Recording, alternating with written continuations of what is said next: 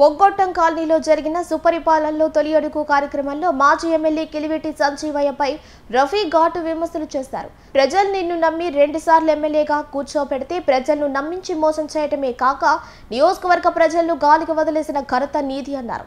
నీ చుట్టూ ఉన్న చిల్లర కాకులు నిన్ను ఏం చేయకుండా ముందు చూసుకో, ఆ తర్వాత తెలుగుదేశం పార్టీ నాయకులపై విమర్శలు చేద్దు కానీ అని ఎద్దేవా చేశారు.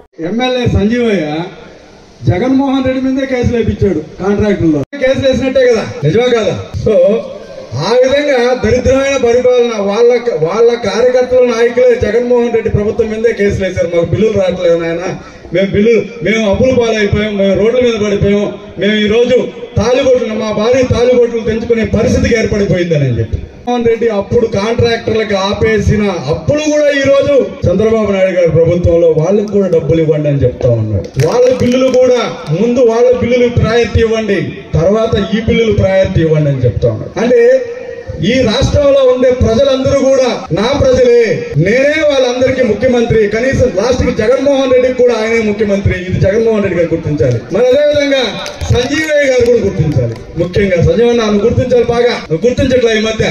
మరి ఇటీవల మా గంగా ప్రసాద్ అని లేడు ఉంటే ఇంకొకరో బాగుంటుంది. విధంగా మీరు ప్రవర్తించారు కాబట్టి మహిళలందరూ కూడా మిమ్మల్ని పాతాలను దొక్కేశారు. మా అరుంధతి నిన్ను 92,000 దొక్కింది కిందకి, లక్ష మెజార్టీ. నీ పక్కన ఉండే భజన పరులంతా కూడా నువ్వు ఎప్పుడు మీటింగ్ పోయినా నీ వెనకుంటే లక్ష మెజార్టీ లక్ష పోయింది కిందకి, పైకి రావాలి. సరేనా? అది నీ పరిస్థితి. మరి ఇసుకెత్తేస్తున్నారు, మట్టెత్తేస్తున్నారు అని మాట్లాడుతున్నాను. మీరు మిగిలిస్తే కదా మేము ఎత్తేదానికి. ఆడగా కిట్కోయిళ్ళ కాడ 10 కోట్ల రూపాయలు ఇసుకొనింది. సూలూరుపేట నాయకుడు వచ్చి ఎత్తేసాడు, దాన్ని నువ్వే సపోర్ట్ చేస్తుంది. ఆడున్న కమ్మి ఎత్తేస్తుంది, ఆడున్న సిమెంట్ ఎత్తేస్తుంది. సరేనా? మరి అక్కడి నుంచి ఆడ పక్కనే శిరసనపేట కొండ, ఆడ పసుపంతి ఉన్నాడు, ఆ పసుపంతి కాడ నుంచి ఆ కొండ ఎత్తిచ్చేస్తుంది. దాని అమ్మాతాడు లాస్ట్ ఆ దెబ్బకు ఆ కొండ ఎత్తేసిన తర్వాత నాయుడుపేట చుట్టుపక్కల 12 కిలోమీటర్ల భూకంపం కూడా వచ్చేసింది నీ దెబ్బకి, మీ నాయకులు వైసీపీ నాయకులు చేసిన పనికి. ఇవన్నీ నువ్వు మర్చిపోయి కనీసం లాస్ట్ కి ఏట్లో ఇసుకెత్తే ఎద్దరు బండ్లు అడిగారు కూడా 30 రూపాయలు వసూలు చేస్తున్నావు కదా నువ్వు. ఈ రోజుకి కూడా మీ పాలకవర్గం వసూలు చేస్తుంది కదా. ఏట్లో ఇసుకెత్తే ఎద్దల బండ్లకు కూడా మీరే కదా ఆ పథకాన్ని ప్రవేశపెట్టారు. 30 రూపాయలు కట్టాలని చెప్పా. ఎద్దల బండోడు కాడ 30 రూపాయలు ఇప్పటికి మీ పాలకవర్గమే తీసుకుంటుంటే ఆ డబ్బులు దానికి లెక్కలే పక్కలే. కనీసం ఎద్దల బండోడు కాడ కూడా వదలలా నువ్వు. మరేంది ఇంకా మా బిడ్డాడు చెప్పాడు ఏదో కరోనా టైంలో ఎంత వసూలు చేసావు భగవంతుడికి ఎరిగా. నువ్వు ఆ వాటా అయ్యలేదంట ఆ పశుపతికి. నిన్ను నెల్లూరులో నిన్ను ఆడుకున్నాడు తెలుసా, వాటా అయ్యలేదనే. ఇవన్నీ కూడా ఉన్నాయి. నువ్వు ఒకరి పక్క ఏళ్ళు పెట్టి చూపించేటప్పుడు నీ పక్క 4 ఏళ్ళు ఉంటాయి. జాగ్రత్త. ఎట్టంటే ఆడ మాట్లాడితే ఎట్ట. అంబేద్కర్ రాజ్యాంగం గారి గురించి మాట్లాడుతాను. అంబేద్కర్ రాజ్యాంగం గురించి జగన్మోహన్ రెడ్డి గారు అంబేద్కర్ రాజ్యాంగం పక్కన పెట్టేసి రాజారెడ్డి రాజ్యాంగం తీసుకుని వచ్చాడు.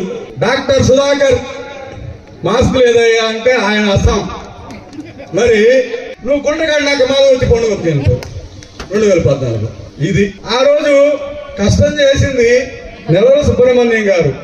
మాలాంటి నాయకులంతా ఆ పార్టీలో తీసుకుని వచ్చేసి జెండా జెండా జెండా జెండా పెంచుకుంటా పోయాడు నియోజకవర్గం మొత్తం. కానీ ఎక్కడ కూడా ఆయన నమ్మక ద్రోహం చేయలేదు పార్టీకి, కానీ ఆయనకు ద్రోహం చేసింది పార్టీ.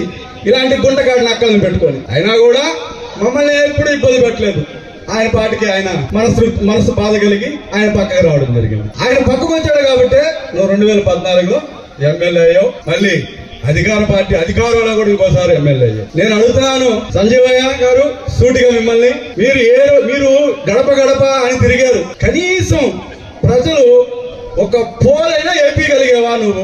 గడప గడప మా ప్రభుత్వం అని ప్రజలు అయ్యా మా ఇంటికి మాకు పోల్ లేదయ్యా ఇక్కడ పోల్ అయిందా అంటే నేను వెనక తిరిగా. నీకు ఎన్నో సందర్భాలు చెప్పా, అయ్యా ఆడ పోల్ వేయమంటున్నారయ్యా, ఆ పోలు మనం రాసుకున్నాం, ఆ పోల్ అయినా వేయించాయంటే ఆ పోలు కూడా వేయించలేదు నువ్వు నియోజకవర్గంలో.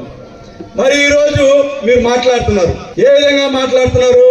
ఈ మధ్య జయంతి చేసుకున్నాడు, జయంతి గురించి మాట్లాడాలి కానీ రాజకీయాల గురించి ఎందుకు మాట్లాడతావు నువ్వు? నాకు అర్థం కావట్లేదు. పిల్ల కాక లోకేష్ గారు నువ్వు వచ్చి ఆఫ్రికా కాకి, ఆఫ్రికా నుంచి వచ్చిన కాకి నువ్వు కదా. ముందు నీ పక్కన ఉండే కొంతమంది చిల్లర కాకులు ఉన్నారు. నీ పక్కన కొంతమంది చిల్లర కాకులు ఉన్నారు. ఆ కాకుల గురించి చూసుకో. నిన్ను ఎప్పుడెప్పుడు పరుస్తావని ఆల్రెడీ మొన్న పొడిచారు, మళ్ళీ ఇప్పుడు పరుస్తారు. మరి నువ్వు వాళ్ళ విజయశ్రీ గారిని చిలక పలుకులు పలకబాకంటావా? ఏమనింది ఆమె? ఒక మహిళ ఎమ్మెల్యే గురించి తప్పుగా మాట్లాడాడు. అయ్యా నువ్వు కూడా ఇద్దరు ఒక తండ్రివే, ఆ స్థానం ఆలోచించి నువ్వు కూడా దాన్ని ఖండించండి అని చెప్పారు. ఇంకేమైనా తప్పుగా ఏమైనా మాట్లాడారా? నువ్వేమంటావు? మీడియాలో ఎమ్మెల్యే మహిళ అయితే వాళ్ళ వ్యక్తిగత విషయాలు కూడా మాట్లాడొచ్చంట, మరి ఇంకొక ఎమ్మెల్యే ఆయన గురించి ఎన్నెన్నో వ్యక్తిగత విషయాలు మాట్లాడొచ్చంట. అది న్యాయమయ్యా? ఈ రోజు రాష్ట్ర మహిళలు అందరూ పాతాళానికి దొక్కారు మిమ్మల్ని. దేని తెలుసా? మీరు ఆ తల్లి చంద్రబాబు నాయుడు గారి భార్య, లోకేష్ గారి అమ్మ, ఆంధ్ర రాష్ట్రానికి అందరికీ అమ్మ. ఆ తల్లిని నిండు అసెంబ్లీలో అవమానించారు కాబట్టి మిమ్మల్ని మహిళలంతా పాతాళం కేసి దొక్కేశారు. ఇది గమనించట్లా మీరు?